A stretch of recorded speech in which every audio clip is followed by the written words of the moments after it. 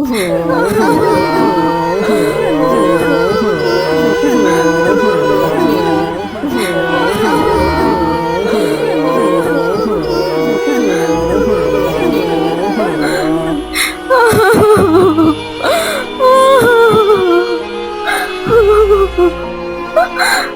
রাত্রেই তো ভালো ছিল, আজকে সকালবেলা কি হলো?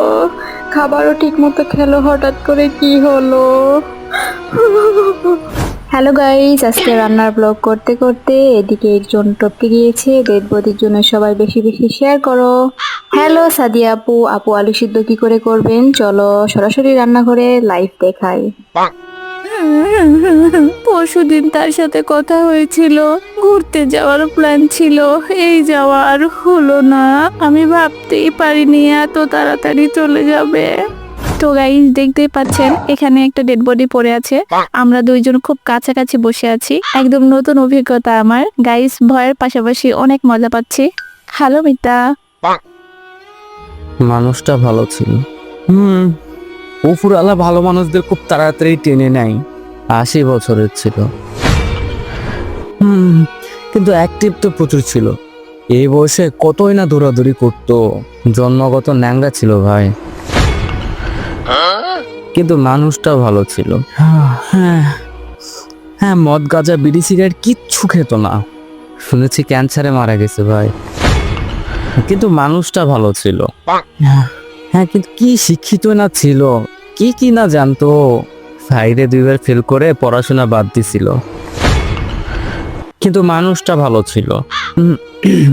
হ্যাঁ, কত না সাদা সিধা, ওনার কথা আজ পর্যন্ত বৃথা যায়নি। গরিবদের পাশে থাকতো, কারো একটা পয়সা মেরে খায়নি। মানুষটা ভালো ছিল, নেতা ছিল এই এলাকার, কিন্তু মানুষটা ভালো ছিল। আরে বালের ভালো ছিল। হ্যাঁ, শালা সব রকমের ভুলবাস করে বেরিয়েছে, কোনো একটা ভালো কাজ করেনি। মানুষের টাকা মেরে খেয়ে ভুঁড়ি বড় করেছে, এবার মরেছে, ভালো হয়েছে। বালের ভালো ছিল ভাগ, কিন্তু মানুষটা প্রাণের সভাপতি আমাদের কতই না টাকা পয়সা দিত।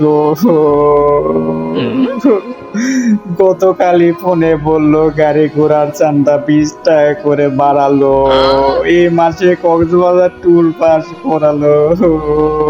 প্রিয় অভিভাবক, আমাকে কোনটি গেলেন তুমি?